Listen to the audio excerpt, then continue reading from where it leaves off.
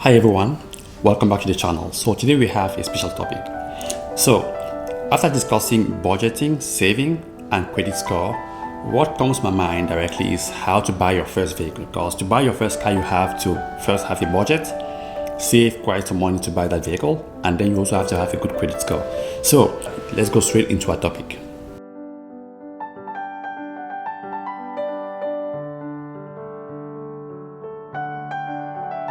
So, buying a car is one of the biggest expenses or the biggest purchases you can make. So, it is very important for you to be prepared. You need to know your budget so that you can make the best possible decision. The price of the vehicle is just the tip of the iceberg. So, you need to think about registration, taxes, gas, maintenance, oil changes, tires, brakes, insurance. That is quite a lot of things you have to think about. You also need to have this insurance even before registering your vehicle. Buying a car means you need a lot of money towards a single purchase, so you need to know what expenses go into that vehicle. The car by itself is not the only expense you need to worry about. In your monthly budget, you need to include your car insurance, allocate some money aside for gas and a parking pass if you need one. Once a year, you also need to pay for your car's registration. And here in Canada, the first birthday gift you receive for your birthday is a bill to pay for your driver's license. So you need to also allocate some money aside for this bill as well. And since it gets really cold during the winter months and very hot during the summer months, you need to have two separate sets of tires, winter and summer tires obviously. If you can't change your tires by yourself, you need to pay someone else to do it for you. So you have to allocate a fee for those tire changes. Tires also require oil changes regularly, topping off your windshield fluid during the winter, and brake changes, and many more expenses go into this vehicle. You therefore need to put some money aside for maintenance and emergencies. If your budget allows you to get that car you've been watching YouTube videos on for so long, here are 3 questions you must ask yourself before buying the vehicle. The first question you need to ask yourself is whether you want to buy the vehicle used or new. Both sides have their merits, so it all depends on your current situation. New vehicles have predictable monthly payments and repairs will be covered under guarantee. With used vehicles, you often have more choices to choose from because you can buy older vehicles. You are also taking advantage of someone else paying for the bulk of the initial depreciation. So the prices of used vehicles might be lower. Next, you have to decide if you want to lease or finance the vehicle. Whether you lease or finance the vehicle all depends on your current situation as well. So, when financing a vehicle, you can spread out the payment over a longer period of time. You are paying for the whole vehicle, but it might be longer than some people might want to keep the car for. Some people might want a vehicle for just 2 or 3 years, and they want to have the latest feature or the latest technology in the car. Some people just want to change their car now and then, so leasing might be a better option for these people. When leasing a vehicle, you can also purchase the full car at the end of the term. You are going to be paying the residual value of the car when buying the car at the end. The last question you have to ask yourself is, what is your credit score? If you're new to credit or you're just starting to build a credit record, you might not be able to get the best possible interest rate advertised by those car dealerships. You therefore need to start building a credit score as soon as possible. This is very important for buying your car. If your credit score is really low, you might need to find someone else with a better credit score to co-sign your loan.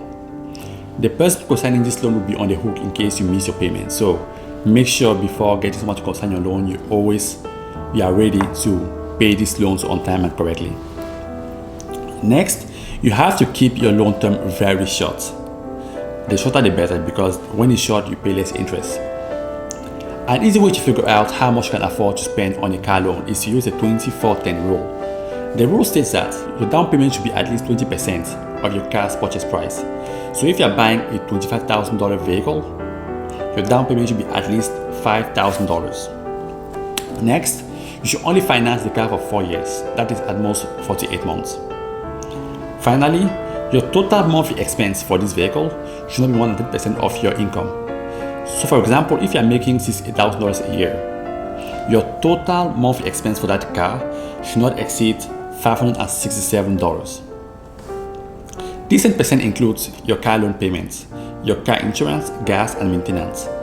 Your monthly budget will help you determine if 10% for transportation for that specific vehicle is actually feasible. From that $567, no more than 20% of that should be allocated for your car insurance, maintenance, and gas. This means that you only have $454 left for your loan payment. So when financing a car in Canada, you also need to pay taxes on the car. Taxes vary from province to province. And you also want to calculate for a guarantee. The upfront cost for a guarantee ranges from $1,000 to $3,000 depending on the plan it covers and also the make and model of the vehicle itself. If you roll the cost of this guarantee into your loan, you'll pay interest on top of that as well. So now let's assume a few scenarios for buying your vehicle. If you still want to buy that $25,000 vehicle, let's assume a few scenarios. In the first scenario, that's scenario A, you pay no down payment. You have a good credit score. In the second scenario, scenario B, you have a good credit score and you decide to apply the 24-10 rule. In our last scenario, you have a bad credit score and you also decide to apply this 24-10 rule. So what you can observe is that in the first scenario, that is scenario A, the loan amount is still $25,000 because you are paying no down payment. You decide to go with a longer term of 60 months. The monthly payment is going to be $462. In terms of interest, this all adds up to an interest of $2,767 annual, or for the whole term of the vehicle. This is quite a lot. The total amount you'll be paying is going to be $27,767 for the whole period of time you own this vehicle. If you look at scenario B, for example, in this scenario, you decide to make a $5,000 loan payment, which is 20% rule. Next, you decide to go with the 4 years term, so 48 months. This means that you have a loan amount of $20,000. Your monthly payments go down to $453, which is a $10 difference from the scenario A. Now, in terms of interest, this is where things get really interesting.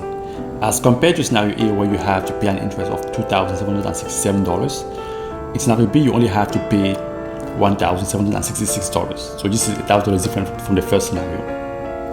So you can see that paying a down payment and keeping your loan term shorter actually decreases how much you have to pay in terms of interest. Next, let's look at scenario C. In this last scenario, you still decide to go with the 20% rule for down payment, pay $5,000 for down payment. But since you have a really bad credit score, what happens is that the interest rate the dealerships are able to give you is really high. So you might have to pay an interest rate as high as 13.97% on that loan.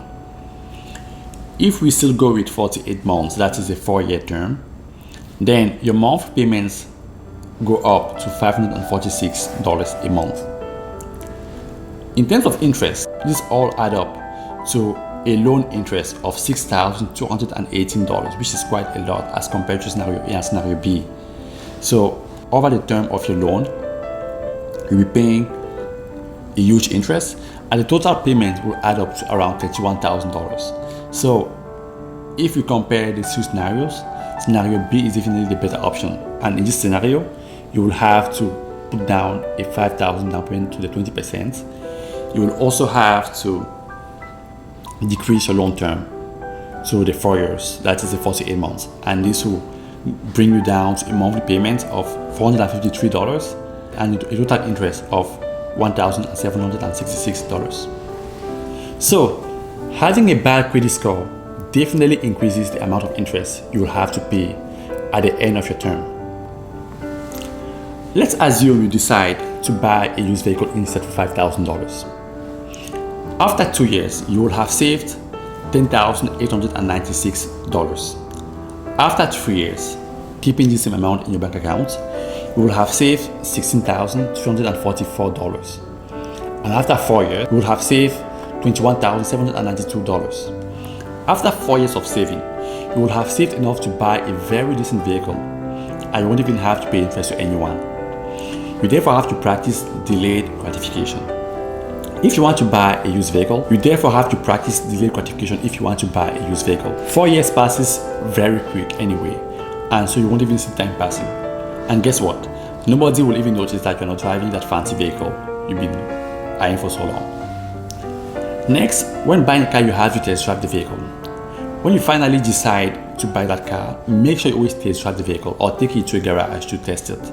And you'll be able to decide to see if there's any issues on the vehicle, especially if the car is used.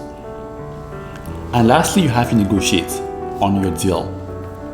Whether you're buying used or new, you need to negotiate your deal. Car dealerships are businesses, so their goal is to make more money. That being said, it's unlikely that they'll give you the best possible interest right off the bat, even if you have a strong credit history. So don't be afraid to negotiate, especially if you have a good credit score, a large down payment, or a cosigner. Additionally, make sure to research the average rates so that you are well prepared for negotiation. So thanks for watching this video. Hope you learned a lot on how you can actually buy your first vehicle, whether you're leasing, financing, buying used, or buying new.